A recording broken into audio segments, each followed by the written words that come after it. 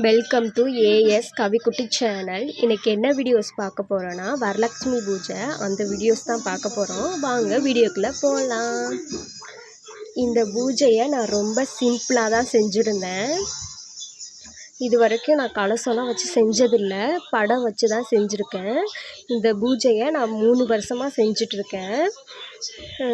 கல்யாணம் ஆனதுக்கப்புறம் தான் இந்த பூஜையை செய்ய ஆரம்பித்தேன்.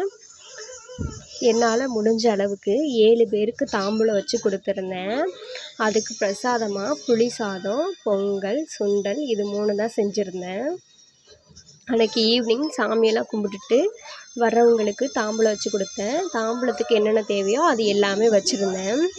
தம்பி இப்போ தவள ஆரம்பிச்சிட்டான். அவன் எதை போய் விரும்பி எடுக்கிறான்னு பார்க்குறதுக்காக ஒரு தட்டில் சாப்பாடு, அப்புறம் நோட்டு, பேனா, பணம், பழம் இது 4ம் தான் வச்சுருந்தேன். தவழ்ந்து போய் எர்றான்னு சொன்னால் அவன் எதையாச்சும் பிடிச்சி நின்று எந்திரிச்சு நின்று விளாட தான் பார்க்குறான். ஆனால் போகவே மாட்டேங்கிட்டான். அவனுக்கு பிடிச்ச பொருள்லாம் முன்னாடி வச்சுட்டு வாடா வாடான்னு கூப்பிட்டேன். எப்படியோ ஒரு வழியாக தவழ்ந்து வந்து அதுக்கிட்ட உட்காந்து யோசித்தான் எதை எடுக்கலான்னு சொல்லிட்டு. ஃபஸ்ட்டு அவன் பணத்தை தான் எடுத்தான். அதை பார்த்தோட்டியே எனக்கு ரொம்ப சந்தோஷமாக இருந்துச்சு. பணத்தை எடுத்து வச்சு விளாண்டுட்டு இருந்தான். 2 நாள் முன்னாடி அம்மா ஊருக்கு போயிருந்தேன். அங்கே விளக்கு பூஜை வச்சுருந்தாங்க. அம்மா அதில் சேர்ந்துருப்பாங்க போல். நான் போனோட்டி நீனே அதை செய் அப்படின்னு சொல்லிட்டாங்க. அங்கே போனதுக்கப்புறம் நான் தான் அந்த பூஜையை செஞ்சேன். கல்யாணம் ஆனதுக்கப்புறம் இதுதான் ஃபஸ்ட் டைம். கல்யாணத்துக்கு முன்னாடி ஒரு தடவை செஞ்சுருக்கேன்.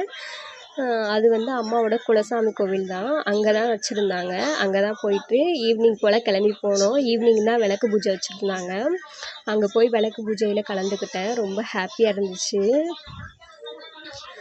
விளக்கு பூஜையில் கலந்துக்கிறது ரொம்ப விசேஷம் அப்படின்னு சொன்னாங்க. அங்கே யாகம்லாம் வளர்த்துருந்தாங்க. அதெல்லாம் பார்த்துட்டு விளக்கு பூஜையும் செஞ்சுட்டு வீட்டுக்கு வர நைட் ஆயிடுச்சு.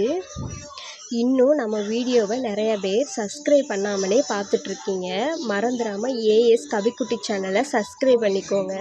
இதே மாதிரி அடுத்த வீடியோவில் பார்க்கலாம். பாய்.